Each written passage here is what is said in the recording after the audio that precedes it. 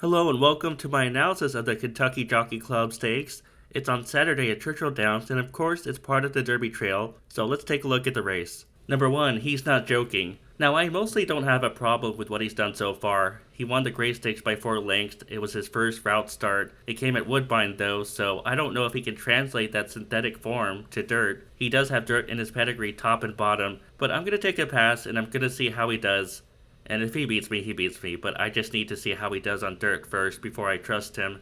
Number 2, Jonathan's Way. He's obviously going to be the favorite in this race based on his maiden win at Saratoga and his Iroquois Stakes win, where he won on this course by 2 3/4 of a length, but then he finished 7th in the Breeders' Cup Juvenile. Cross out that race.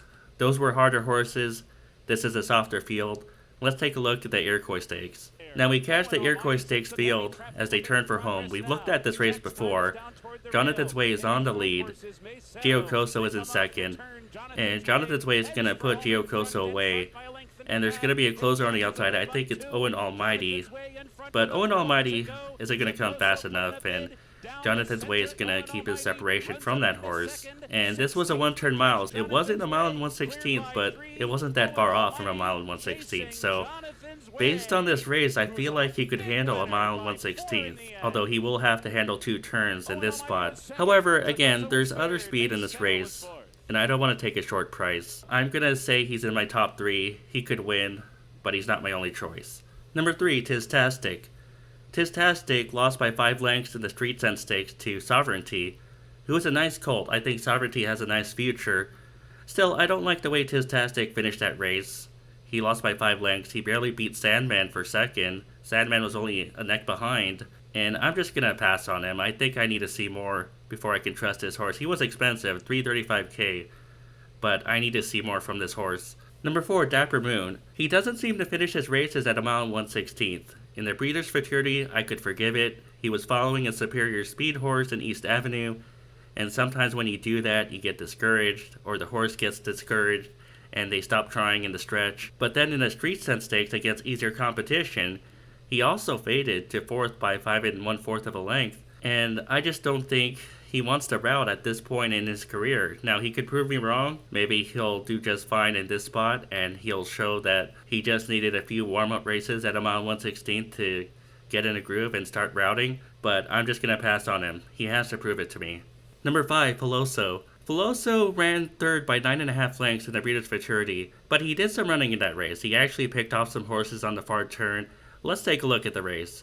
It's kind of hard to see because they all have the same saddlecloth color, but Peloso is second to last initially in this picture, but he's moving up, and you can see here he's turning for home, and he's going to tip outside of those 2 horses near the rail, and he's on his wrong lead right now, so you can see which one is Peloso just by the leg movements.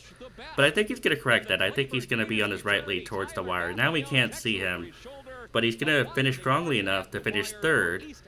He lost by 9.5 lengths, but still, I thought he made a good move on the turn. And remember, at Keeneland and the mile 1/16th races, they had the short stretch, so it's hard for closers to make a move on that course in that kind of race. He still ran well, I thought, and he's still learning. He's a contender in this race, and I'm going to rank him in my top 3. He could move forward. Number 6, Clock Tower. I tend to avoid Wesley Ward 2-year-olds after the early summer, and this one is no different. This one broke his maiden at Kentucky Downs on August 29, but then he was 3rd in the Bourbon Stakes on turf. Both of those races were on turf. Now, on dirt at Saratoga on August 10, he set the pace before fading to 2nd. He lost by 4 3/4 of a length to Tenacious Leader, who's also arguably a turf horse. Now, this horse has some ability on dirt, but I only see him as a pace threat in this spot. And if he tries to hook up with Jonathan's Way or First Resort, I think he's just going to fade in the stretch. Number 7, Sonic Skidaddle. Unfortunately, his maiden race is not easy to find. It's just a maiden race. I don't think it's on YouTube. It could be. Maybe I didn't look hard enough. But he won by 4 3/4 of a length on this course. It was a 7-furlong race. He did get a setup. The fractions were 22:45, and those might not seem fast, but for the card, they were fast. However, I still like the way he did it. I like the way he strided out towards the wire. You'll have to find the race on Churchill Downs' website, and I like the way he separated from the field late. Can't Stop Money's had a chance to beat him, but he didn't. And we can take a look at the chart. Can't Stop Money's was a favorite in the race. He was below even money, And he was 8th at the first quarter, 8th at the half mile, and 2nd when they were turning for home in the stretch. So he should have had a chance to beat Sonic Skidaddle, but that horse just outran him by 4 3/4 of a length. And I think that's a good sign, the fact that Sonic Skedaddle beat the favorite, even though the favorite had a fair chance to beat him. The favorite was closer to the pace, but still, I thought it was a good race for Sonic Skedaddle, and he's going to be in my top 3. In fact, I'm going to key him probably in an exacta wheel. Why wouldn't the pace be fast for him here? There's First Resort, there's Jonathan's Way, who could stalk or go to the front, and there's Clock Tower, and maybe a couple of others. I think the pace will be fast. We'll see what happens. Speaking of First Resort, he's number 8 in this race, and I like what he's done so far. He was 2nd in the Saratoga Special after setting the pace and just fading slightly in the stretch. He only lost by 3 1/4 of a length to Showcase. I don't know what happened to him. I think he got injured. And then First Resort tried the turf in the Summer Stakes at Woodbine, and he was 4th in that race. And he didn't run bad. I don't know. I don't really use turf races to judge dirt races, but he ran well in that race. And I think that First Resort has some ability. My problem is the trainer, Ian Hardy, who doesn't win graded stakes races that often. Look at the statistic right there on Breeze. 0% out of his last 34 tries. I think he could win with the right horse. Maybe this is the right horse. This horse has some ability. This colt has some ability. Uncle Mo out of a Street Boss Mare. I think he could probably handle the distance. I'm out 1/16th. But I don't know if I trust the trainer. The pace will be fast. If Jonathan's Way goes to the front, it could be really fast. If it's not fast, maybe he could hang around for a piece or even win. He's going to be in my top 4, and maybe I'll use him in my exacta wheel, but not heavily. I don't think he's my first choice in this race. Number 9, Render Judgment. I've seen some other people like him, but I don't know if he's fast enough. I mean, he broke his maiden on this course at the same distance, mile 1/16th on October 27, but I don't know about that runner-up, American Promise.